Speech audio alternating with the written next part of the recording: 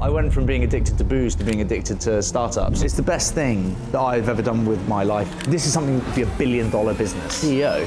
I was CEO of the Prince Albert before. Meet Spencer Matthews, former TV star turned world record holder who's now building CleanCo, the largest clean alcohol brand in the world. The business grew by 800%. We were able to grow a strong community quite quickly. Formed in the aftermath of his own personal challenges. In an almost sadistic way, and I loved it. Pacing around the kitchen at 4 a.m. Like, I was Elon Musk all of a sudden. Tune in as we discuss everything from his extreme world record attempts to his unrelenting drive. It builds up your own opinion of what you're capable of. Just been to the Amazon rainforest and ran 260K through hell. What the fuck have you done this week? Meaning this one is both brilliant. It's the most entrepreneurial mindset of all time. And a little bit barking. And we were all just like, let's call Ryan Reynolds. Spencer, look, thank you so much for joining us in the lock-in. Great to have you here. Yeah, thank you so much. Thank you for the clean G&T. It's delicious. So you've done absolutely loads in your career, from reality TV to setting up your own business, world record holder now. But for anyone who is listening to the podcast who does know Spencer Matthews, how would you describe yourself? The big question, I suppose. I'm an optimistic person, family man, father, husband. I'd like to think of myself as a forward-thinking entrepreneur. More recently, kind of athlete, I suppose. I'm taking my running in particular quite seriously. But I don't know. It's an interesting question. I think things change and move, don't they, over time? I'm certainly very different to how I was a few years ago, and that's been a very welcome change in my case. So I don't know. I'm constantly evolving. Yeah, I think today we really want to focus on obviously CleanCo and your journey there and the growth that you're experiencing. But I think to really understand that, we have to go back and talk about, you're very upfront talking about your past, the last few years where you did have trouble with alcohol, let's say. Can you talk us through that journey, how you overcame that, and did that actually lead then to the idea for CleanCo? Yeah, absolutely. I was a big boozer, but kind of it went from being fun, in inverted commas, for many years to just kind of almost quite suddenly feeling like a problem.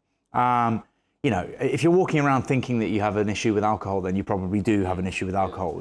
People that don't abuse alcohol ordinarily don't really think about their relationship with alcohol. It's kind of just lots of people are able to pick it up, put it down, have the odd drink here and there.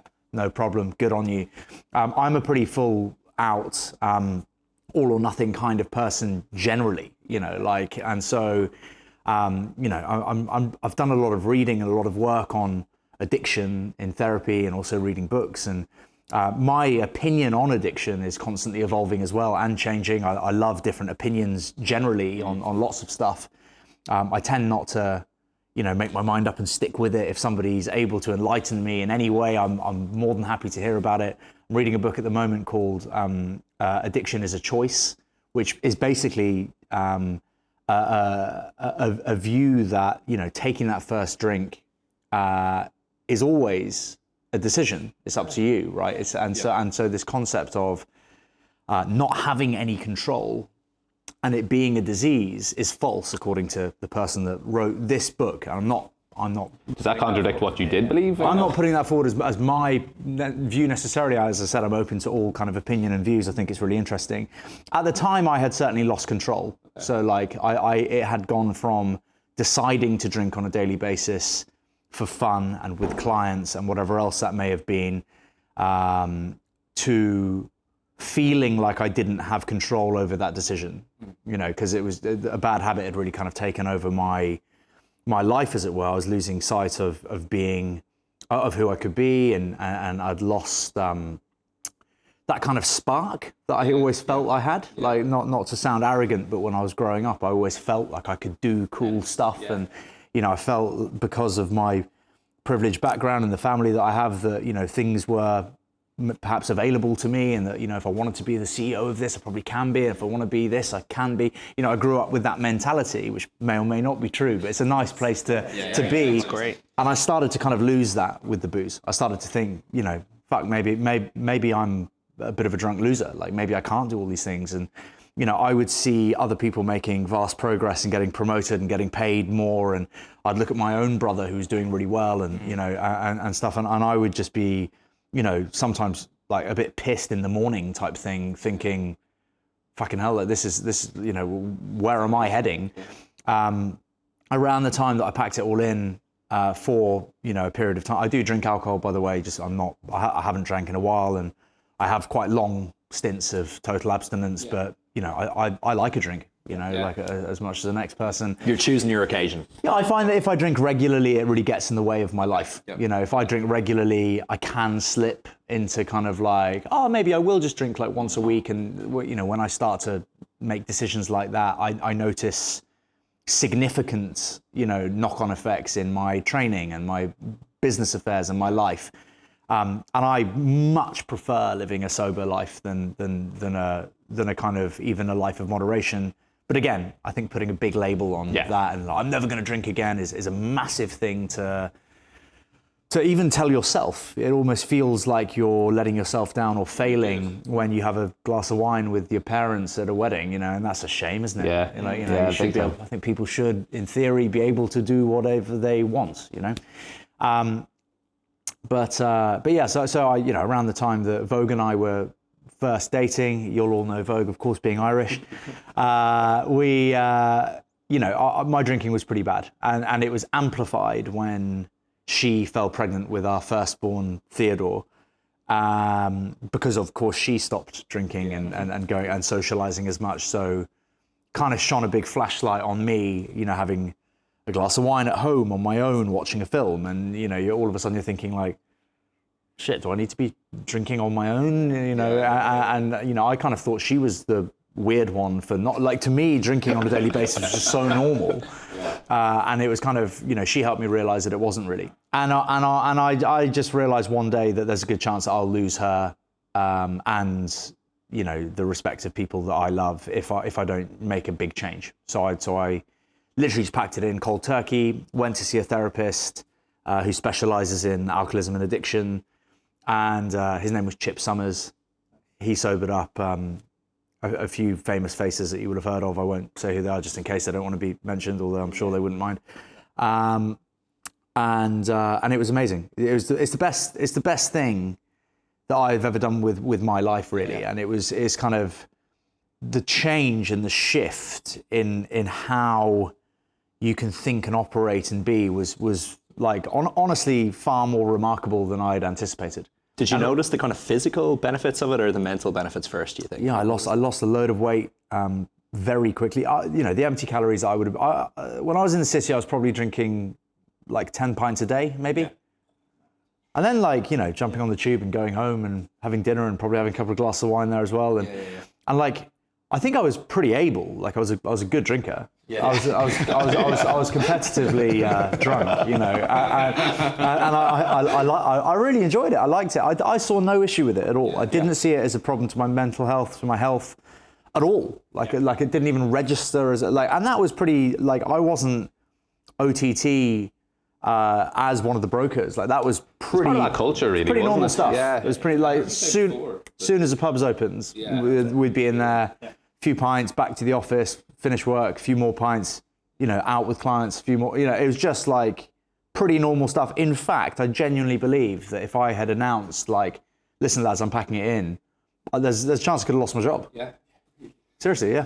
They would have thought it was mental for me to say that. When we look at Irish and British culture in general, it's nearly impossible, you feel sometimes, to go to social events and not get pissed pretty quickly. Yeah, you know what I mean? It's just part of who we are. Yeah. And the toughest thing, you're a fucking pretty outgoing bloke, you've no trouble chatting to anyone, but it must have felt weird being sober at these things all of a sudden. All of it. I think for me that the all off, all on approach is dare I say, it's not overly complicated then for me. For example, we just went away as a family. We were away for 3 weeks. I drank when we were away. We were in the Caribbean, lovely cocktails. You're on the beach. Your pals are there. Whatever. Pretty normal behavior. Nothing crazy excessive. Yeah. But came back and end of the holiday just decided, I'm not going to drink for the next 6 months. Not because I had some mad holiday and really regretted the holiday. I had a great time.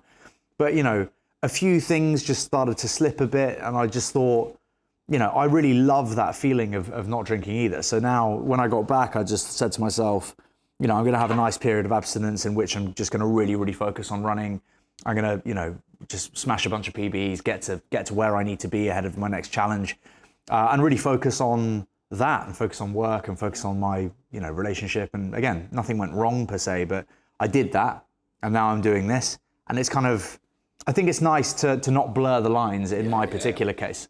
Like if I say to myself, like, oh, I'm meeting a client, or an investor, you know, next Friday, I'll have a few drinks with him and then I'll go, like, it just blurs it for me. It's a complicated thing for me to do that. Because then it's like, oh, that was fine, and I woke up and I felt fine, and I went running, and I lifted weights, so like, I could probably get away with drinking every so often, is where my mind goes to, and I'm just better without it, to be honest. When you saw your man Chip Summers, you know, for a while, what was the one thing that helped you the most, just out of interest? You know, what was the mindset thing? Because you talked about his honesty was pretty brutal. Yeah, I remember, and apologies if you've heard this story before, but for those that haven't, he was fantastic, and his way of approaching a client or his you know, therapeutic style would be frowned upon by lots of people nowadays. This is a few years ago now, when I think it was kind of more acceptable to just be very frank with people, without people getting bent out of shape too much for hearing what they don't want to hear. He literally, so my former agent had set up this meeting. He said, listen, you're turning up to stuff fucked up. I can't get you work in this way. You know, you want this kind of career. You can't have it with how you currently are. I'm not going to be able to help you. If you want me to manage you, you need to go and see my pal Chip, which I took really badly, right? Or like I didn't take it like that badly. I was just a bit like, I felt I was completely fine. Like I didn't feel like there was anything wrong with my behavior at all. Like in complete denial. And so I didn't drink at all on the day of. I'd had a few drinks the night before. Didn't have a mad late one on purpose because I was meeting Chip. And I wanted Chip to say like, this guy's fine. What the fuck are you talking about? Like, he doesn't need any help. And literally, I'd had a few drinks the night before, but nothing wild. Turned up on time to Chip, bells and whistles on, sober, hadn't drank that day, only midday, but still. And I walked in and literally made the utmost effort to be considered a clean, sober, you know, upstanding member of society. And literally I walked in and he looks at me in just like horrific disgust, basically. And I sat down and I could tell, and he was just looking at me just like just eyeing me up like I was some like piece of shit, basically. And then he said like, are you drunk? And I was like, in my head, I was like, this fucker, he knows what he's doing. And I was like, no, I'm not drunk, actually. Like, I haven't drank today. And he's like, did you drink last night? I was like, I had a couple of drinks, but I'm not drunk. And he was like, you fucking reek of whiskey. And I was like, well, I haven't had any whiskey. And he was like, did you drink whiskey last night? I was like, yeah. And he goes, you smell of whiskey. Like it's on you. And he's like, when my next client comes in, because you've been here for an hour, I'm going to have to open all the windows and stuff so that they don't think I've been drinking. And I was just like, wow. I literally said, I was like, is that true? And he was like, yeah. He's like, you smell like a fucking mess. And I was like, cool. that might be why I didn't get that job the other day. And then he was just brutally honest. He was just like, look, what do you want out of this? And I was like, I want to be, you know, obviously I'd rather people didn't think that of me. And he said, go away for 7 days, don't drink for 7 days, meet me at midday on Wednesday next week, and we'll talk about the week you've had, but don't touch alcohol for 7 days. And I walked out, and like part of me was kind of like, fuck him, you know, whatever, I'll have a few drinks or whatever, because it was just such a bad habit at the time. And the other part of me was like, actually, I'd really like to prove this guy wrong, because he's a prick, you know? nothing bad. But then like we kind of grew to love each other, and we had, and from that day, I didn't drink for 6 months. And I roped in one of my mates who was also a massive boozer to come and see him as well. And he also didn't drink for 6 months. And we went skiing together, didn't touch a beer, and we just had this like an amazing time. And like we both became, do you know what Dragon Ball Z is? Yeah. We both became these like Super Saiyan versions of ourselves, basically, who were just killing it, like landing shit, getting paid better, like all this shit, getting up early, running, lifting weights, losing, like, you know, lost loads of weight, just look like the kind of thing where you bump into someone, or like you haven't seen your parents in a while, and all of a sudden they're like, you look great, and it's like, thanks, yeah, I like that, yeah. So there was just loads of that, and it's all positive. Like, you know, I don't think you'll find anyone that puts the bottle down for a while and doesn't like it. You know, like I said a while ago, which Tom Holland has since stolen, that like nobody's ever woken up saying, I wish I drank more booze last night, ever. Like in the history of drinking, nobody has ever wished upon themselves that they had more to drink. Like it's always the opposite, and it's kind of it just feels like the right thing to do as soon as you start doing it. You know, so and it became this incredible meeting every week. You know, like done another week, you know, type thing, and it just rolled into. It was all that way then, was it? Very positive. Oh, very positive, full on, like, and then you know you get complacent. You do 6 months and you go, wow, I couldn't have possibly had a problem in the first place, so I may as well start drinking again. And then So did that happen at all out of interest? Like once you started drinking again, like were you close to kind of going back on it? You start drinking again. You have a few nights where everything's fine, and you drink, and you might even drink to excess, and you wake up the following day, and then you don't drink for another week or something. But then it creeps back, and it slides fast as well. Like it doesn't, you know, I can't speak for people who've been sober for 20 years, but I've done 2.5 years of abstinence with nothing at all, and it's like wrong holiday, wrong time, wrong group. It can get you if you're like me. It can get you pretty easily. You know, where like you just forget about it a little bit, and then you cruise back into it, and all of a sudden it's kind of like, shit, I'm having a cocktail at 10 a.m. on holiday, like, you know, and I have 3 kids. Why am I doing this? You know, type thing. And then, but I think in my particular case, like I've done famous battle with it for years. You know, like I've been a heavy drinker since I was a teenager. So I have a lot of experience. Like I can pick it up and put it down. Like I do make the decision to drink sometimes. But it's also a responsibility thing. It's kind of like, I have 3 kids. I run 2 businesses. My wife is very busy as well. You know, we have this cog, this machine that runs. And if a cog becomes faulty because it's getting fucked up all the time, then the machine starts to fail. And you know, I know that. I'm far more aware of the consequences of. And this change happened at arguably the most important part of your life as well. You know, right before you're about to have a kid, and like, absolutely. Like my kids have never seen me hammered. And they never will. Wish I could say the same for my lads, you know. Fucking hell, there's been a few mad ones there, like. There'll be another at the wedding. So where along this whole journey then did CleanCo come into the mix? Like how soon after you kind of gave up drinking did you come up with the idea to actually build this brand? In the first proper period of abstinence, the 2.5 years that I was referring to, so the 6 months with Chip was, I think I made it sound like that was around the Vogue time. The Chip stuff was earlier, and then when Vogue came around, I decided to go teetotal. I also was talking to Chip, but that story is from before. Okay, gotcha. But yeah, so about 4 months into not drinking at all, I had noticed that my social life, that there was this kind of massive hole where cocktails used to be. You know, like I didn't want my positive decision to be sober to affect my relationships with people and my social life. You know, I think, as you said, you know, it's quite hard to be out and sober. Thankfully, I don't find it that difficult to sit with people who are drinking when I've decided that I'm not drinking. Thankfully, I'm not. You know, it is quite hard to twist my arm when I've persuaded myself that I'm doing the right thing. But I did notice just a gap of kind of like, that's really interesting. There's literally nothing here. Like there was that moment where alcohol-free beer, to our earlier point, like completely took off. But alcohol-free beer, for those that are unaware, has been around for like 25 years. There used to be an Irish alcohol-free beer called Caliber, and it just didn't taste great. So like this isn't new. It's just like the quality of the product was poor, so people just didn't adapt and warm to it. You know, it's similar, I suppose, to if you're vegan, say, and what you really feel like is a cheeseburger, you know, you would have had a nut roast, and then came Quorn, and both of these things are, you know, a bit shit. And then there's the veggie burger, which again isn't great, you know, so what you really want is the cheeseburger. So there's a massive compromise to the product that you're eating.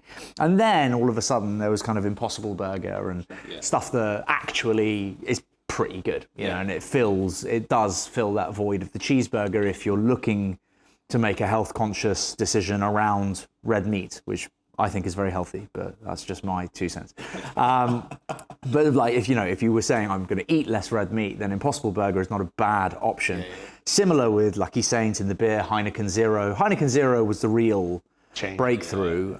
You know, they did $30 million of marketing investment in kind of year one. Obviously, the huge backing, and because the product is actually really good, people suddenly went, I can replace my Heinekens with this, and I don't care so much, or maybe I have one Heineken, one of these, you know, like you were saying, and that gap between desire and compromise is kind of flattened to something very manageable, and that's kind of. And I was thinking around the time that I was enjoying a Heineken Zero with my friends when they were all drinking, I was thinking, well, wouldn't it be interesting if we could create cocktails that weren't mocktails?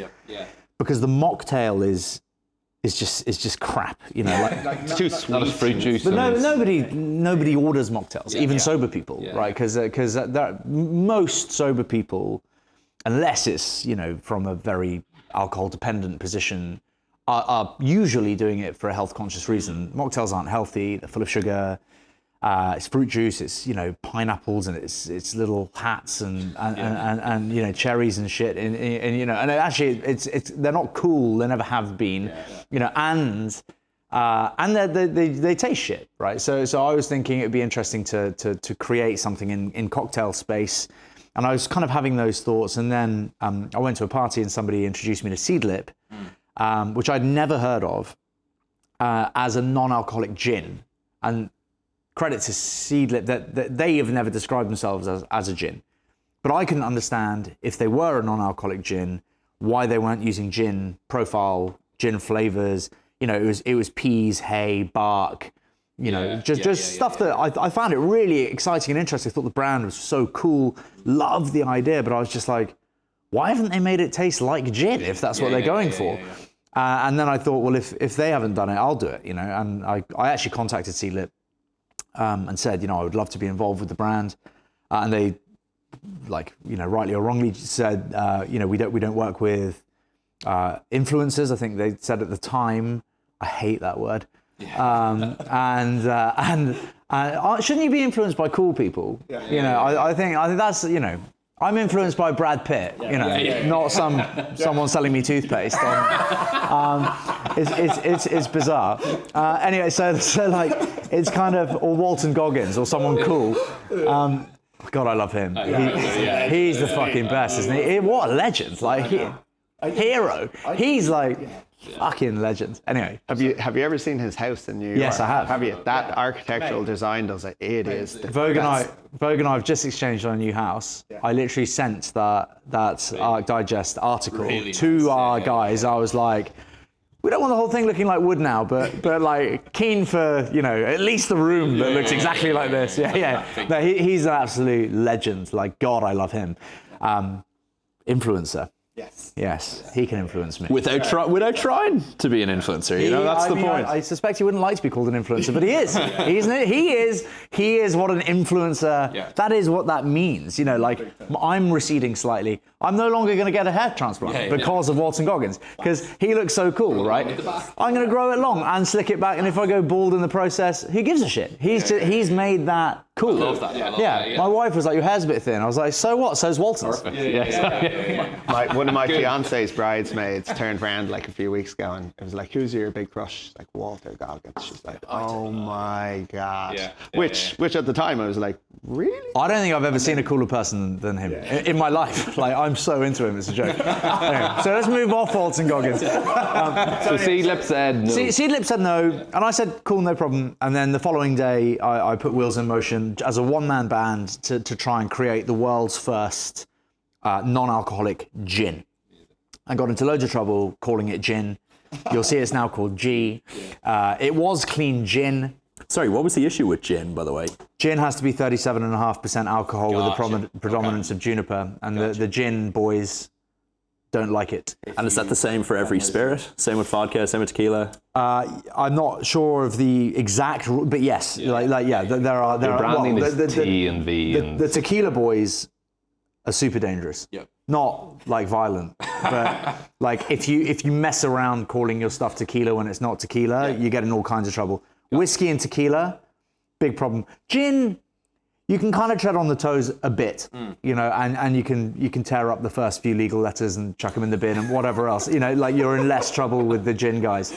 But like they do eventually come back. The tequila boys, no good. Whiskey boys, no good. Like it's like their rules or like you're out of business. Is it like a cartel, the tequila boys? I don't think we've never had any experience dealing with a cartel. Although I'm sure that it's pretty regimented.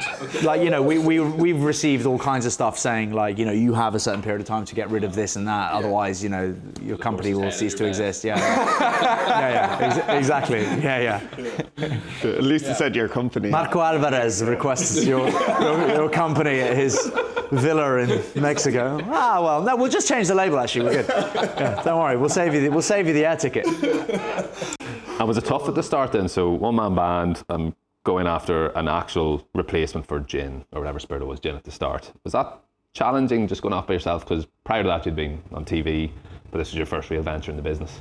Yeah, I loved it. It was kind of, I think that naivety in business is a lovely thing. You know, like I know for a fact that were I to begin a brand new venture now, it would be less interesting, less exciting than CleanCo ever was, because for me the whole thing was new, it was fresh, it was interesting, and you naturally, if you're like me, you naturally bend the rules, and you know you don't really understand time frames, and you know I would get in touch with you know a bottling company and they'd say, oh, it's going to be 8 months, and I'd go, 8 months, like that's absurd, you know, and you go around you know trying to find someone to do it in 8 weeks, and all of a sudden you'd get better deals as a result of instead of you know, when you lose that, because you do, like obviously the first people I hired were just like, well, that's how it's going to be, and I'd just be like, but that's stupid, like you know, like nothing takes 8 months. Like I could be an Olympian in 8 months, like you know what I mean? It's kind of like, obviously I couldn't, by the way, but you know, you need to get him into fucking bold golf, mate, and start putting some timelines on it, you know? Yeah, it's the most entrepreneurial mindset of all time, though, isn't it? He's battling day in, day out to try and get people to do things at a fraction of the time. You know? Look, it may be reasonable, maybe it's not. You know, at the time it was fun, and you know, you get knocked back by some people, and others bend, and you get deals done, and the whole thing felt really cool. I went from being addicted to booze to being addicted to startups. And you know, I was pacing around the kitchen at 4 a.m, chatting to some Australian dude, you know, just about, you know, like why can't, you know, like, and my wife would literally walk in and be like, what the fuck are you doing? And I'd be like, I'm on with Australia, like, you know, leave me alone. You know, I was Elon Musk all of a sudden. So no, it was great though, and we raised money. Like pretty, the Lightspeed came in, which is a massive fund. They're pretty much tech only. We're their only consumer brand, I believe. They're invested in Goop, which obviously does products, but like we at the time, I think, were pretty much their only like retail product brand, and because I had read an article saying that this woman Nicole Quinn was looking for startups to beat the 3-tier distribution rules in the States for booze, that is. Like a booze brand that could circumnavigate this 3-tier, because it's a nightmare, by the way, selling alcohol in the States. It's like so many fingers in pies, you know. State by state, distributors for each state. It's mental. Yeah. And I got her email address. I can't remember how, to be honest, but you know, at the time I could do anything. And so I ended up getting Nicole Quinn's email address. I think I got it through a guy called Harry Stebbings, who I'd been introduced to, 50 VC. I asked him, he found it for me, gave it to me, emailed her. And she said, look, I'm in London, happy to be in London next week. Let's go for lunch. And I bought her like a prototype liquid and a bottle of Seedlip. And we had lunch, and I gave her a clean gin and tonic, like we're drinking now. It wasn't this product. It was like an inferior product, and versus Seedlip. And we just had a great time. And I was looking for 400K. Let me try and get the numbers right. I think we were looking for a total of kind of 800. We had 400 from not family. We had 400 from friends. No family at this stage. And I was looking for a further 400 from her. And at the end of the lunch, she said, congratulations, Lightspeed will do £1 million into your round. Wow. And I said, oh, no, we just need 400. And she was like, you'll take $1 million from Lightspeed. And I was like, okay. And this is at the stage where, like, it was all so much fun. This is at the stage where I'd whacked a £5 million valuation on the business, right? Having never sold a bottle. And she was like, is that 5 million pre-money or 5 million post-money? And I was like, it's 5 million. And she was like, yeah, but is that with the 1.4 that you're going to have or without? And I was like, I honestly don't know what you're talking about. And she was like, it's fine. We'll do it pre-money. We'll do it post-money. And basically, it's basically giving her itself a cheaper deal. So it became, And I was like, cool, yeah, it sounds good. So the valuation all of a sudden was slashed by 1.4 million pounds. I didn't even realize it. And she goes, and anyway, so I went and met my brother who runs a fund, and he's always been a big supporter of mine, but found it hard to stomach, I suppose, that I'd gone from being this massive pisshead to like thinking that I was, Jeff Bezos. And I said, like, well, Lightspeed are doing £1 million. He's like, you've probably had lunch with the coffee person, like there's no chance that Lightspeed are going to invest in it. I was like, they are. They're investing £1 million. And he jumped on a call with Nicole, and she was doing it all, and he was just like, I just don't get it. And we did it anyway, and he was just like, he's like, you're like the luckiest. But I was like, it's not luck.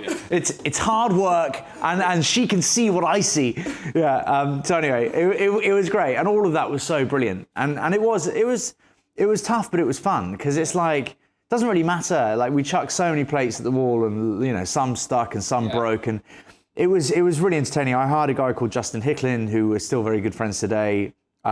He really helped me, like, just put some structure around the business. He was like, we need a marketing head, we need an operations head, we need a sales head. Those are the 3 hires we need to make right now, and then I'll manage the business, and you can be CEO. Like, CEO? Lovely. Yeah. I was CEO of the Prince Albert before.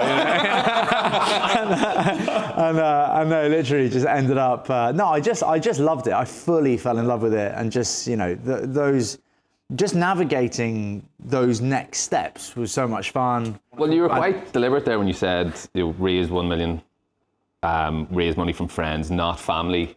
Was that a conscious choice, not family? Like, were you trying to make things a bit more difficult on yourself? Did you want to just prove to people that I don't need money from family, I can do this myself? Prove to his brother. No, my family weren't particularly interested at the beginning. Like, my brother thought that you were mad. The face was very saturated, even though it wasn't. And I don't know, my brother and I are like best friends, but also competitive in a friendly way. He's a lot older than me. He's a professional racing driver. Our relationship, like, today is bomb-proof, like, far better than it's ever been. We've gone through. I was a nightmare for him. Like, he let me live with him for a while. I would come in as he was going to work. I'd drink all of his expensive shit and never replace it. I'd pay him rent but never on time, and I'd give him half and whatever. It would have been really frustrating. Yeah. I stayed with him in one of his homes, and he doesn't even remember me living with him at that home. And I was like, I was with you for about 8 months, and he was like, I didn't see you once. I was like, yeah, actually, probably didn't. But so I don't know. But it was interesting. He's my family came in and have helped subsequently with bits and bobs to do with the business. But no, initially, I think it was a complicated thing to create, because when you look at what you want to do in entrepreneurship, you've got several choices, don't you? You can try and disrupt a sector with sleeping giants, people who are, as an example, if you wanted to try and disrupt the toothbrush market. You know, you're up against Oral-B and Colgate and all these giants, but you know, are they doing anything incredibly exciting, you know, in a sustainability space or anything? Probably not, because you know they make so much money. You know, maybe they're missing some obvious trends. So there's that. Or you can try and create something that, you know, nobody else has created really, but that comes with education. And do people need it? You know, like I don't think anyone really wakes up and goes, I wonder if somebody's made a non-alcoholic gin. You know, like they need to be prompted, you know, 30 times before they buy this thing. And so like it's kind of, it's interesting. We're finally getting to a place now where we're focusing a lot on trade and menu placement, you know, because we went straight for retail, and we saw that as opportunities for people to pay, you know, what we felt was a reasonable retail price, but you're buying the whole bottle, you're buying a full unit, you know, you're not going into a Wetherspoons and having a clean cocktail, and Wetherspoons every so often replace the one bottle. You know, you get the chance to sell a full unit to a customer. And we had the benefit of social media, so we would do loads of stuff during COVID. You know, cocktail making at home, and you know, creating a kind of necessity during COVID for this kind of product, because a lot of people drank a lot during COVID, and then all of a sudden realized, like, shit, you know, I'm drinking at 10 a.m. because there's nothing else to do. So it was a really exciting time for us. The business grew by 800% during that time. I mean, we were relatively coming from a very low base anyway, but still, you know, it was it's good numbers to put in the deck. Yeah. It's interesting. Like we were talking to the 4 or 5 guys yesterday, and they were the same. They went retail first before going D2C. Yeah. Obviously during COVID as well, awkward time to be going retail first, or especially trying to get into the hospitality space. Did you find your background and the fact that you were famous at the time, did that help at all in terms of building those relationships, getting in some doors, or did it actually play any form of like negative role? I think it helped. Ultimately, I think it helped. Although there was, you know, there was the odd time. I think obviously we built, because it felt so authentic and was really real. The CleanCo Instagram page gained like 60,000 followers in like 48 hours or something, which at the time was kind of like it's hard to do that nowadays. Because so you know you're a person of influence, isn't it? There you go. Well, I think back then was when, like, if you post something that you care about, you'd get like a really strong reception to it. I think that's still possible now, but it's so saturated that like Instagram is obviously still, you know, alive and well, and you know, a fantastic platform for marketing, but it's not the same as it used to be. So, you know, releasing that at that time was felt quite powerful, was a really cool, authentic thing that people really bought into, and then doing the lives and explaining the product to people, you know, we were able to grow a strong community quite quickly. As for the retail meetings, our first retailer was Sainsbury's, and they put us in like 500 stores or 600 stores, like at launch. Yep. And I remember that first meeting, and the buyer was like, tasted it and basically said, I don't really get it. And just because you're on TV, do you honestly think I'm going to buy this? Oh. And I was just like, nothing to do with. I hate Made in Chelsea. I was like, no, I'm not expecting you to buy it because I'm on TV. I'm hoping you'll buy it because there's an interesting gap in the market, and you know, currently stock Seedlip, and they're all on their own. This gives an alternative, and in my opinion, it's better, and blah, blah, blah. Anyway, we ended up doing the deal down the line. But I remember leaving that meeting thinking, like, I'm never going into a meeting like that again. She was very full on. I think the buyer changed. I don't love the stigma that kind of came with everything from before. Just the kind of assumption that, like, I might think that because I'm on TV, you're gonna buy, like, you know, that's not really in my. But that's like putting my face to any brand, you know. That's... Yeah, well, it's also just like I would never assume that because I've done Made in Chelsea that doors will open.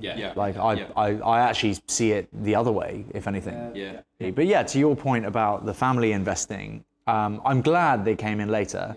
Because, you know, I'll always be able to say that I got this thing off the ground with people in the industry and Lightspeed on my own. And that is great. I think, you know, the assumption that Daddy will bail me out if anything goes wrong will always be there, and that's you know. And my dad has invested behind CleanCo because he thinks it's a great business. I in fact said to him, "You absolutely should, you know, because I think I'll make you some nice money." And there'll be that moment that we can share when we exit that, you know, we've made cash together and it'll be great. And if it goes south, then bad luck. You know, you're a grown up and you know what you're doing. We'll go again. We'll make it more. We'll go again. That's just You lead it.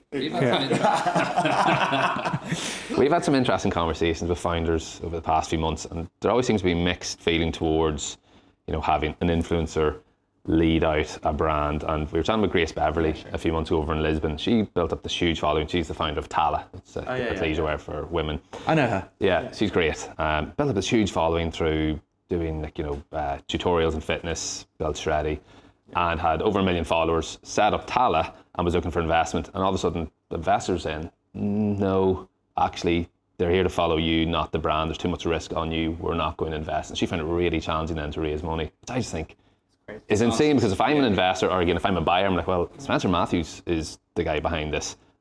I back him and people will follow him. He's an influencer as such. That's such a positive. I don't know why people would look at that negatively and think, they've already done it elsewhere. This is different. Like, no, that's the whole point. You want someone with that influence driving these brands forward.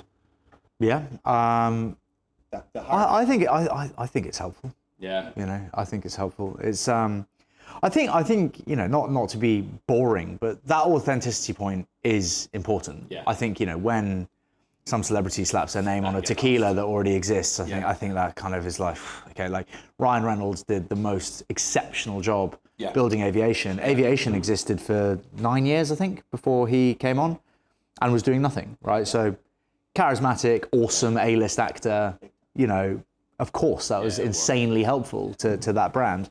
Terramana with The Rock, George Clooney with Casamigos, you know, all of these things are helpful to these brands, obviously. I think in their particular cases, they're, you know, some of the biggest names on the planet. So let's jump out of that and into kind of, you know, my space where I'm a bit, you know, recognized by some, but certainly not everyone, and certainly don't have any level of fame like them. But I think the fact that this has been ingrained in a substantial lifestyle shift, backed by a kind of global movement, is helpful. I think if this were a face cream, it would be less important to people. People would probably care less that I was involved. But you know, when you look at me, call it 10 years ago, and you look at me now, there is a very marketable story there that happens to be real, you know, and so it's kind of, I think if you were to replace me with some A-lister, it would resonate less with people. And we looked at that, by the way. We had conversations with incredibly famous people, and we all kind of came to the conclusion that, to your point, there's so much riding then on that person. That person gets pulled over drinking then, or, you know, just for argument's sake, gets into some monster row with their wife and does something stupid. Like, you know, all of a sudden you're kind of locked into this equity position with them. And, you know, you know, you are entering into a moral contract with somebody that ultimately you don't really know.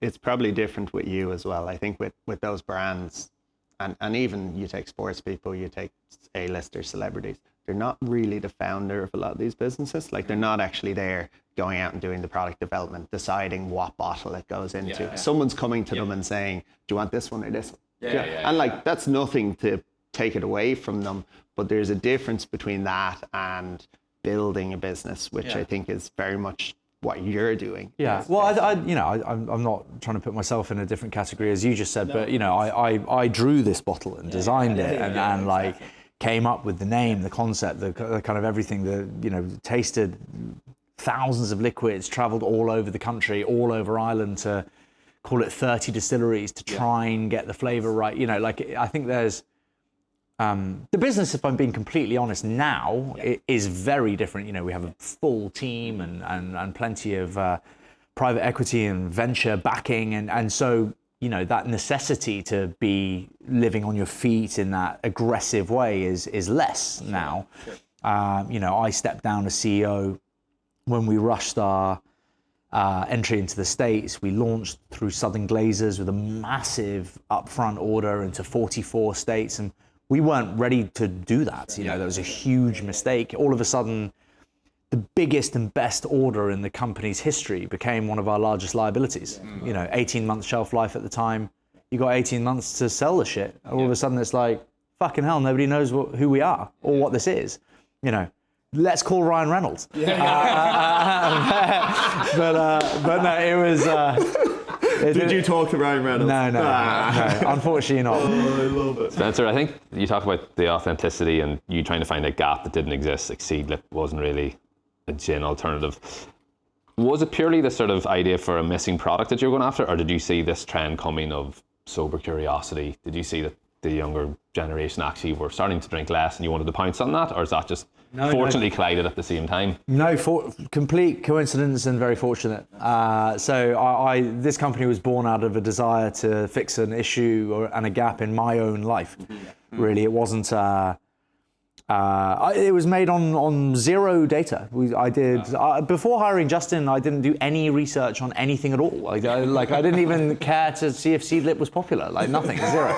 I just like genuinely. I'm not even trying to sound cool. It was my lightning strike moment. I felt like this is something that the world needs, and it's something that it could be $1 billion business, and I was doing it even before I started doing it. As soon as I tasted that Seedlip, and I was like, shitting hell, this is I was expecting it just to be a tonic water, but actually it's kind of more, it's similar to, I was like, fucking hell, I feel like I'm drinking. And I'm not drinking. And I've been sober before, so I can drink this. And I was just like, why can't we do a whiskey and a tequila and a rum? And oh my God, all of a sudden all cocktails can be clean. And I was just like, and then it just, as I was saying earlier, it just became a race. Literally, any corners I can cut. We have to be on shelf in 3 months. And Justin was like, it's physically impossible. I was like, it is not. We will do it. Where are you getting all of this produced, by the way? You were saying it's in Ireland? No, so we were at Union Distillers, and now we're just outside of Leeds. Okay, gotcha.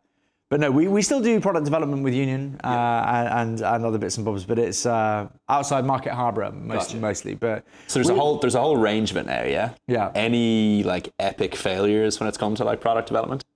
Oh yeah, man. No, seriously. What's been the funniest product you've attempted to create or release that has just gone completely backwards? We had a massive issue with rum once. We shipped a load of rum that was left on pallets in the sun for a couple of days, and it went bad quickly. And then all of a sudden that found its way into Southern Glazers distribution, and we had to hire a company to go into retailers and find the bottles that had it took 6 months. Basically, to find and destroy these things, and obviously in the meantime, people were buying them. Yeah. Nobody was harmed, by the way. And you've great reviews online, so it obviously did. No, I've actually not told that story before, but no, look, like any startup, Guinness Zero, you'll recall when it first came out, had a huge product recall. I don't know if you remember that, but it came out and there was something wrong with the product, and I think there was stuff growing in the product, and they had to recall it from every single. Because it's hard to make. Now, obviously, alcohol kills bacteria and germs. This is non-alcoholic, so in theory, things can grow in the liquid. So I hadn't actually thought about that, how short the shelf life actually is. We're 2 years plus now, but it's it's rough because the fun thing and the really easy thing to do, which some of our competitors have done, which was a strategy that we purposefully chose not to do, and it didn't go great for them. Thankfully, was to basically ship, as much of this product all over the world into as many countries as possible, and kind of hope for the best, because your top line is massive. Then without sounding like a prick, we could do 20, 30, 40 million of sales this year by shipping product to Australia, Africa, the Middle East, India, wherever. We can do we can do some JV deals with distribution companies all over the world. Yep. If we don't support that pipe fill with proper marketing in the respective countries, it will rot. It will all go off. Yep. We won't sell anything. You're killing your the relationships distribution with all the partners will distributors. all die. With like the relationship will just go, listen, we weren't able to sell this stuff. You didn't support the listing. You're gone. Yep. And then you're screwed. So you get your 50 million for the year. Yep. If you're able to flip it in that time, fucking fantastic. But the first thing that a larger company, a Diageo and LVMH is going to ask is, what's the actual sell-through? Like what is the rate of sale in these territories? And literally the answer will be zero if you don't report it. So if you don't support it, so you it's kind of like it's a hit and miss thing to do, because then you fall off a cliff and you go from doing 40 to whatever it is, because you've got to some of the JVs may even charge you for the product, because they weren't able to move it. So it becomes a massive liability. So we've not done that thing, thankfully. I worked for VitHit. Do you know guy Gary Lavin? No, he's an Irish guy. Do you know VitHit, the drinks? They're like vitamin water type stuff, but they're in the UK and Ireland and now in probably like 30 countries.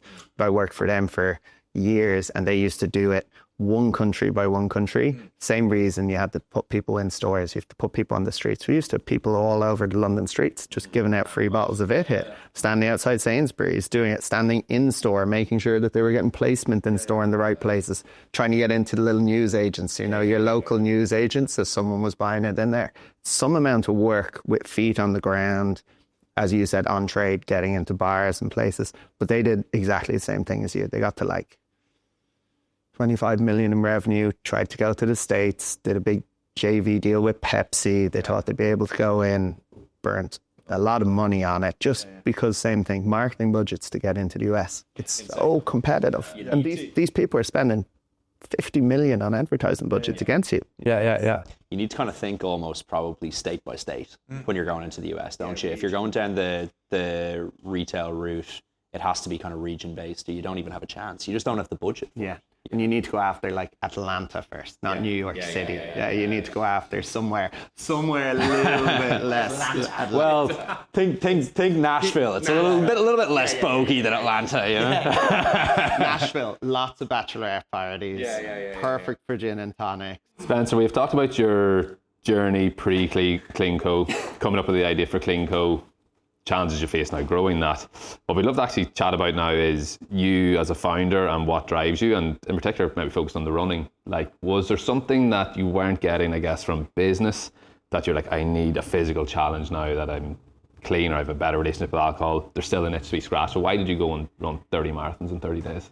They're linked. So when I had done that large stint of sobriety, I did slowly slip back into drinking, and not for a very long period, but like there was a short period where I kind of lost a bit of control again after the sobriety, and I knew I was like, okay, I have to just get a grip on this, and I'd had a particularly big night the night before, and I drank like a bottle of whiskey or whatever, and I was in quite a bad way. Like I can always get myself to bed. I've never fallen downstairs before. I've never like been aggressive with anyone or hit anyone. Yeah. I'm by all accounts, I think, quite a friendly, nice drunk, right? so like it's part of the reason that it was never a massive problem, socially at least.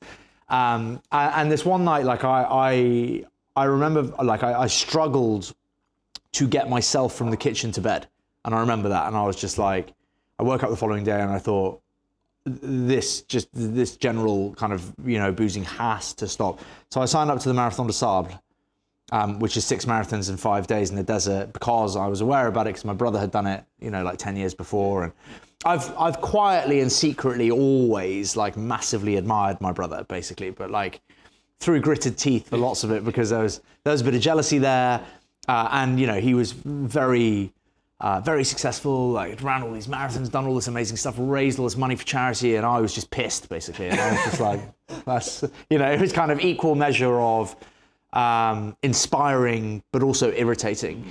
And I kind of made the decision that I wanted to be more like him, signed up to the Marathon des Sables. I didn't really belong there. I was I think, you know, like, not that 88 kilos is heavy, it's quite heavy for me. I'm 80 kilos today, and this is kind of my, you know, fighting weight, if you want to put it like, this is, you know, where I like being for sport. And so I was a bit heavy. You got a big bag. It's a self-sufficient race. You're in the desert for 6 days. You carry all of your food and anything you need for the full 6 days on your back at all times. And you've got 6 marathons in 5 days in the desert, and it's during the day, so like you can't set off when you want. So it was 50 degrees some days, and that race killed someone that year that I was there, and it was quite it was a big thing, you know, like and the lack of preparation. I've done a few runs in prep for it, but I hadn't trained in the way that you probably should have.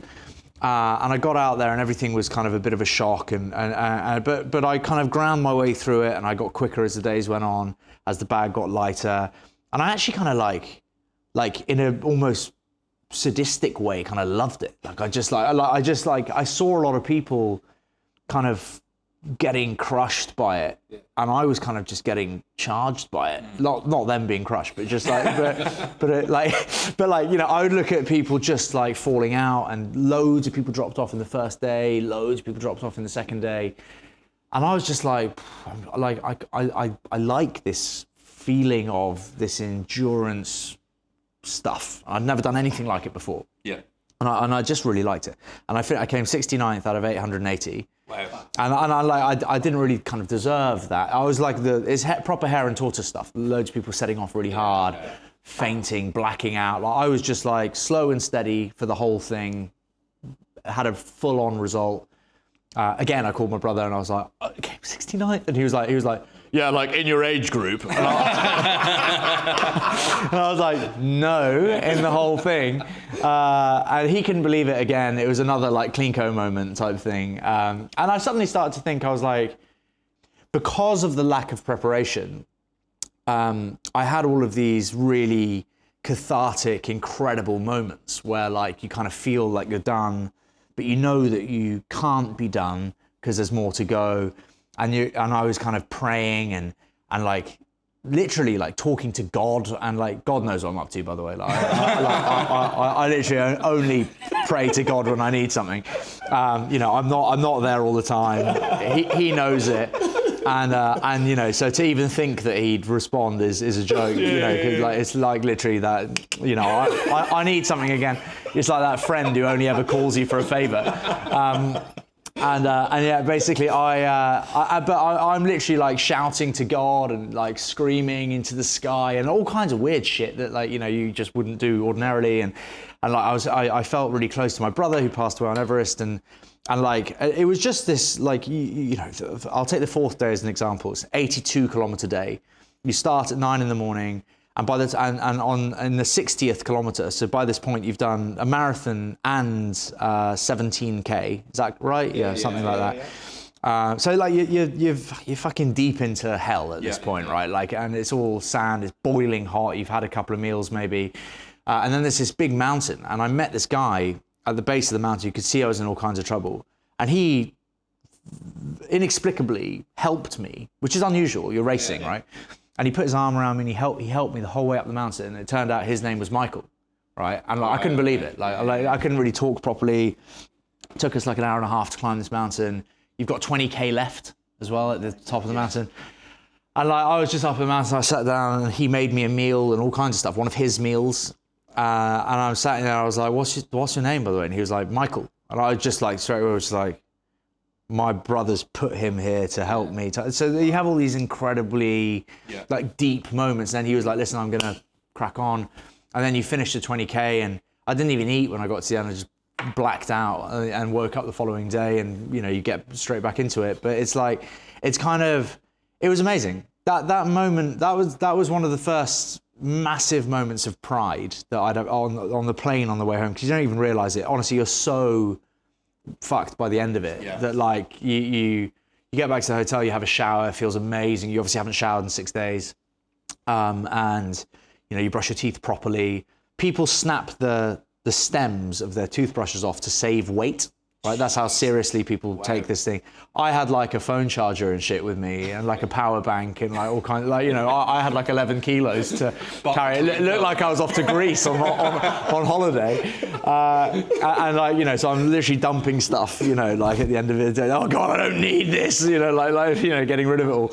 And I remember the plane trip, thinking at home, holding my medal, just thinking like, wow, if I can do that, I can kind of do anything. And I got the bug for that type of thing. I went and did the ice ultra, had to pull out because I was very sick actually, and I had COVID as well. I had a lung infection. So I did the hard 3 days of that, and then was pulled out. It was really annoying. All of the altitude stuff did it, and then the 2 last days of flat, they didn't let me do it because obviously COVID law at the time, fair enough. So I had to isolate for the last 2 days and be pulled out of the race. And then I did the Jungle Ultra, came third in that. And like, again, that was just like, you know, I had like a stress fracture in my right ankle on the 80K day for that, and just did it anyway, and listening to banging music the whole way through. Like, and I was just like, and you have all of these, it builds up your own opinion of what you're capable of, you know, and you don't necessarily have to share that with everyone. It's just kind of, you know, I read something really cool the other day that said a marathon doesn't change who you are, it shows you who you've always been. Yeah. You know, and these longer events are kind of very similar to that. It's like, if you've ever felt like you're ambitious and have fire in your gut and that you're competitive and that you can do awesome things, going and achieving something like this just amplifies that in your head, and you come back and you're more confident in meetings, and you have a thing about you that's kind of like, I've just been to the Amazon rainforest and ran 260K through hell. What the fuck have you done this week? You know, and it's kind of like, you know, you probably keep that to yourself again, but it's just like, you have all these awesome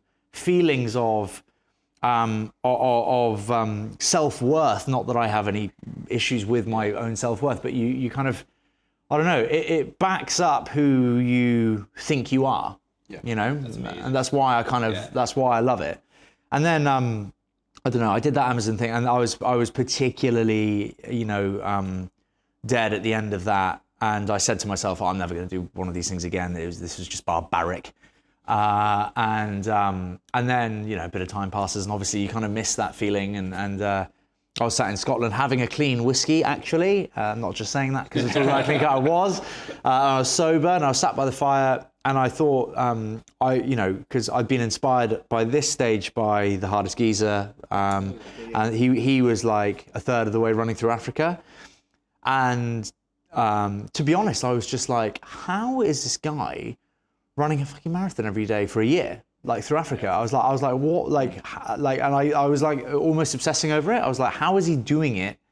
Why is his body not breaking? And like, is that possible? And like, and I was just thinking, God, like, actually, maybe if I kind of removed time sensitivity and just, you know, how long could you do it for? And blah, blah, blah. And anyway, I ended up getting in touch with Guinness World Records, just for like the fun of the discussion, basically saying like, can we create something that's never been done before, and what might that look like? Because I said kind of how many back-to-back marathons would constitute, you know, a world record, and they were like, people have done countless like back-to-back marathons, and I was like, have they? Yeah.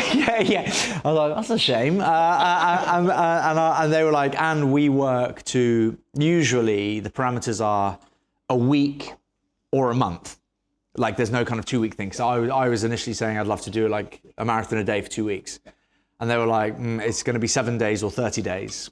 And they were like, 7 days, a marathon every day isn't a record. And it's very similar to the Marathon des Sables. And they were like, but 30 days on sand would be a world record. So straight in my head, I was like, okay, I'm back off the Sahara then. And then I was like, what was the previous record? And they said anything over 25 would be a world record. If you go for 30, obviously that's a record, but from 25 you're good. 26 essentially is good. Yeah, it's not a nice round number though, is it? You need to get it up there. Yeah. 26 and 26 doesn't roll off the tongue. No, so I started again, like, addict mindset, just obsessing with this 30 marathons, 30 days thing. I knew it had to be on sand. The rules that we developed were every marathon had to be completed within 6 hours on sand. So I knew that the 30 number was going to be it. The parameters were every marathon has to be completed within 6 hours, and your feet can't leave the sand. So like you have to be in sand during marathon time, obviously.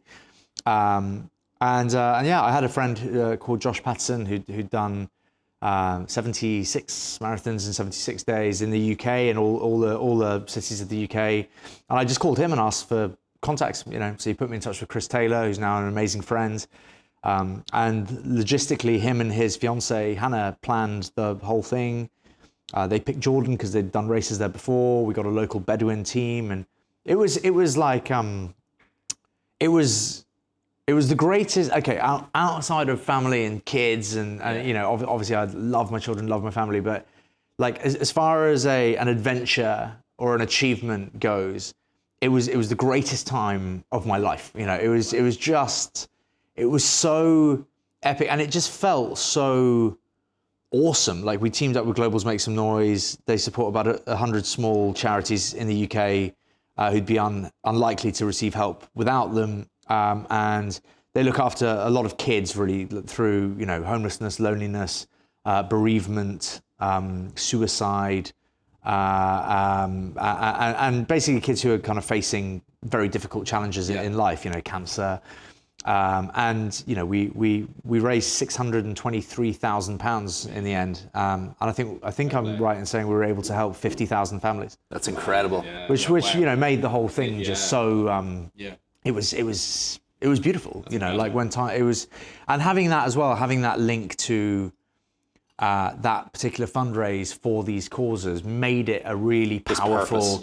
Yeah, because on days where we were having a particularly rough day, it was very easy to just like brush that off as like, well, this is temporary. This is temporary. I'm only here for another 30 days total. Whereas some of these kids have life-ending diseases and will be dead. So sorry, it's quite morbid, but it's like it just made you think a lot about your own kids and parenthood and just how unfortunate like some of these situations are and how unfair they are, and it really drove us to just get on with the job. What was the toughest day out there?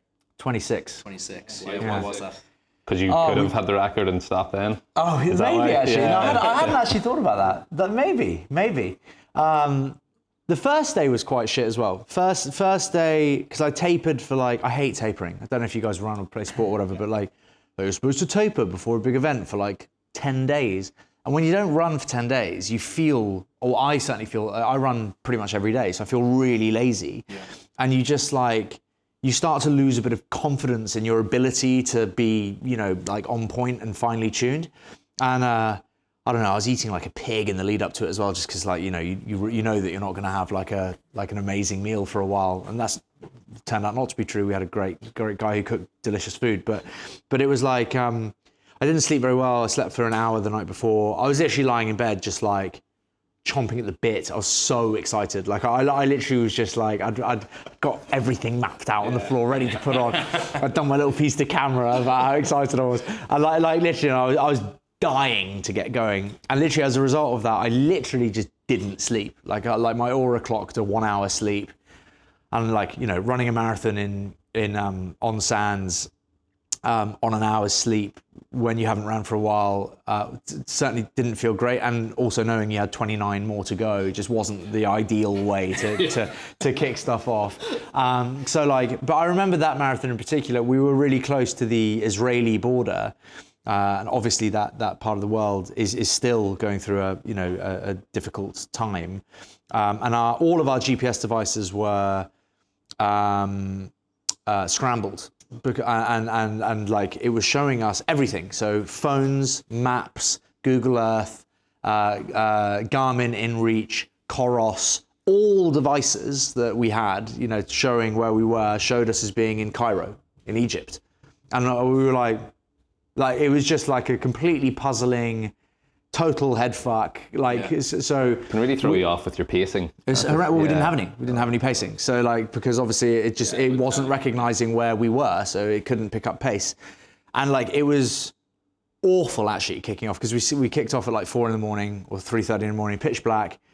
We had a pre-approved marathon route but it's really lucky that this happened really early, because the later marathon routes, like, we're not that familiar with. This one is the first one, so like Chris kind of knew where we were going.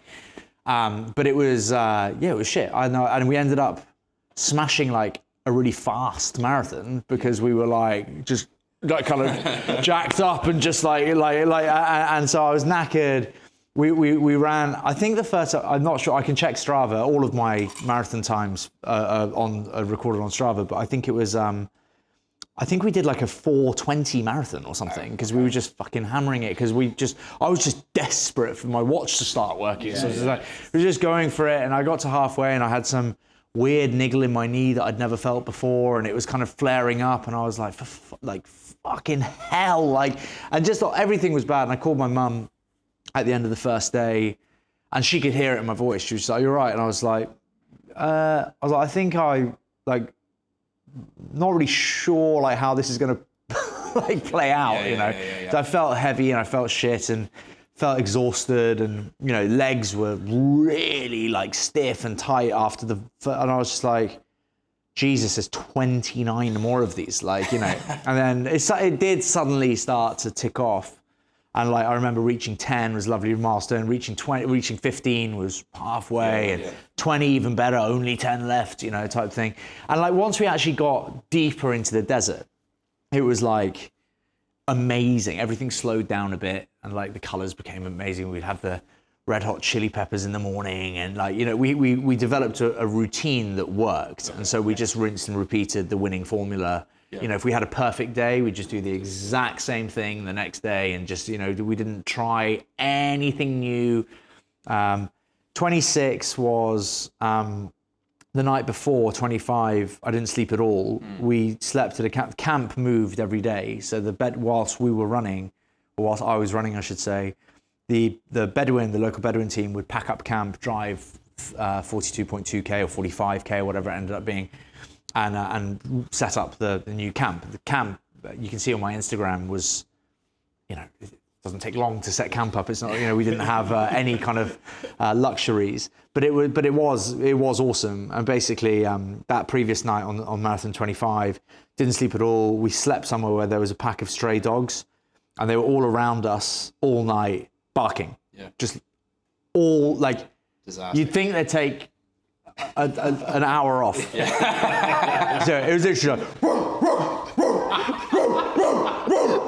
like, and we were all just like, just sat in a ring, like with these like maybe 6 dogs around us doing that all night. And like, it literally, like, from the sun going down to the sun going up, and like, it was horrendous actually. Like, I was fuming.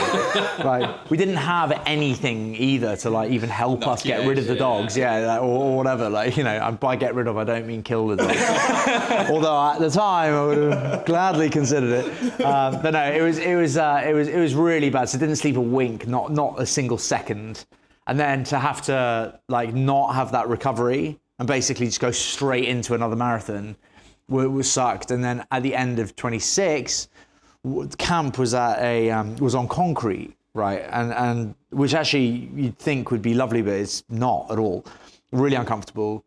And we were right next to not a vineyard, because that sounds nice. It was next to a plantation. Gotcha. Okay. Gracias. It was next to a plantation, and literally the flies were just like, it's hard to describe, like clouds of flies, right? So like, if you put your shoe down, my shoes were black, and if you put your shoe down, literally maybe like 500-600 flies would land on the shoes. Yeah. And then when you pull the shoe, they go like, and it was kind of like that on your body as well. So we had to walk around. So no sleep the night before, so 0 sleep the night before. Yeah. Marathon, 0 sleep, dogs barking, marathon, flies, right? So, and the flies were like, and by this stage we'd been up for 48 hours, right? And the flies were just like, you couldn't take a bite of food without flies hitting the food. That's how many flies there were. And like, if you sat still,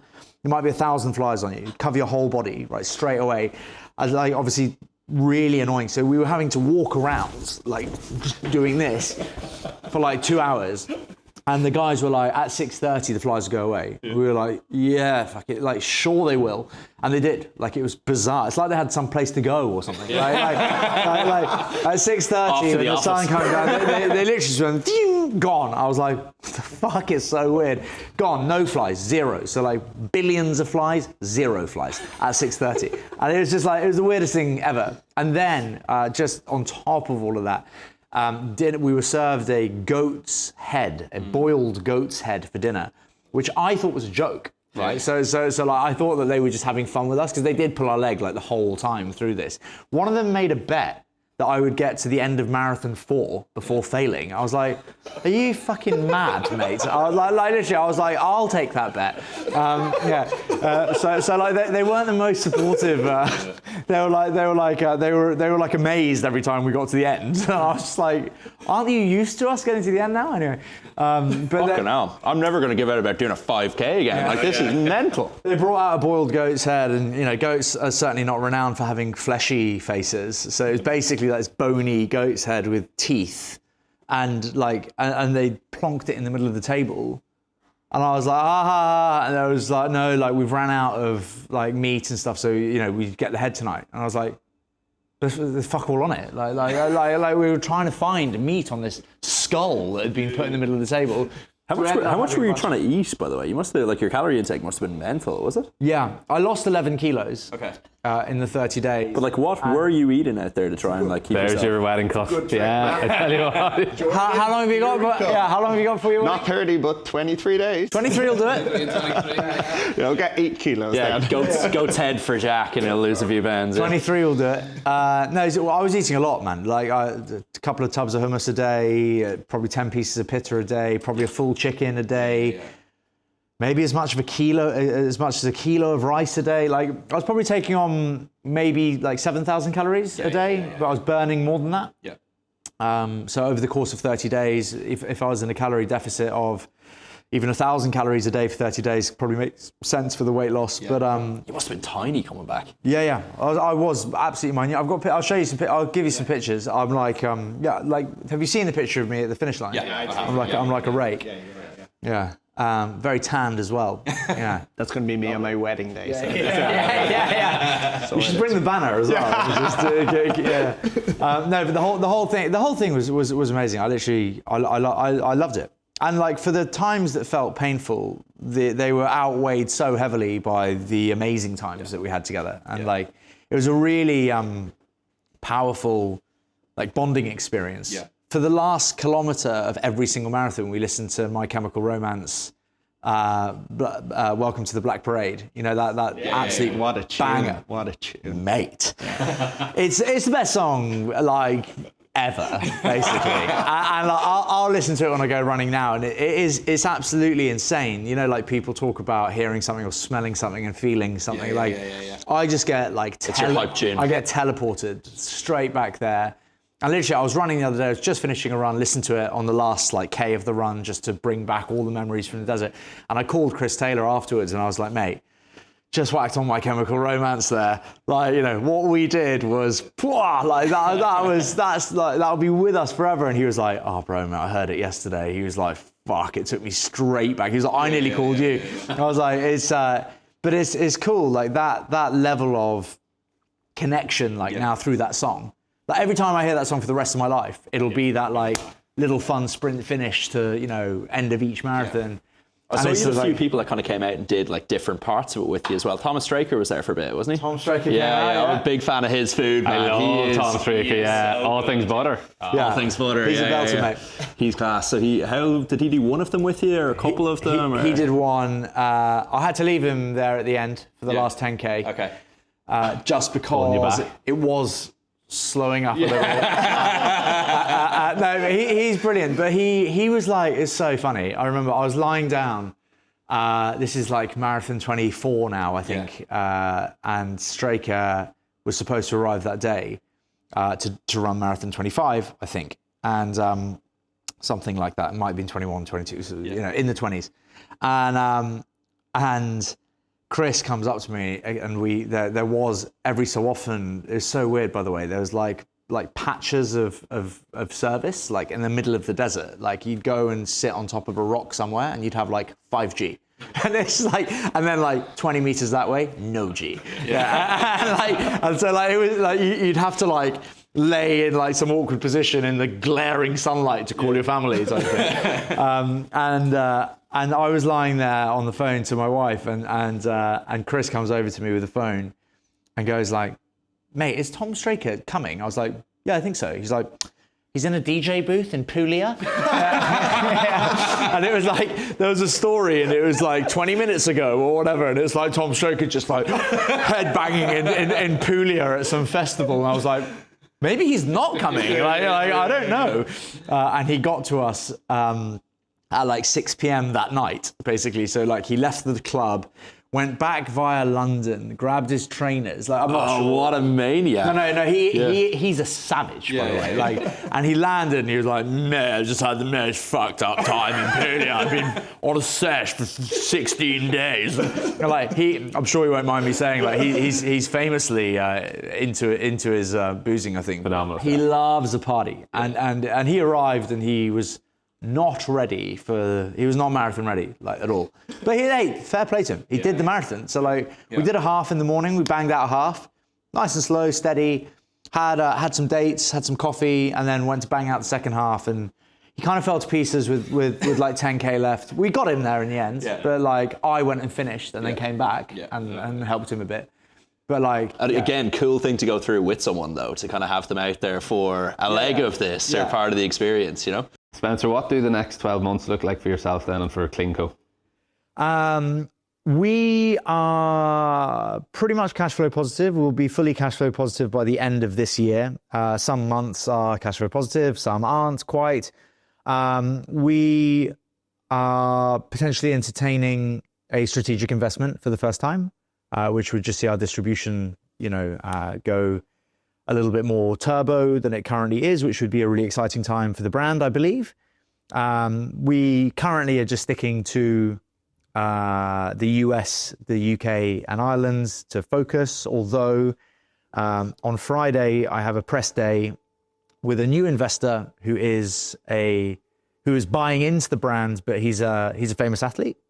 Nice. I won't say any more at this stage, but you will know who he is very soon. And he's very, very cool. And his story for wanting to be involved is, again, incredibly authentic. And it's a well-known thing. And I am looking forward to being shoulder to shoulder with him. He will give us, if I'm honest, credibility in certain areas of the UK that I probably don't reach, in that way. He's very well known. So looking forward to that. He approached us as well, all very authentic. So looking forward to that. And then for me, I'm going to focus on my next world record attempt, which is 7 Ironman distance triathlons, 1 in each continent, in quick succession at the end of the year. So we're starting off in Rio and going to Miami, London.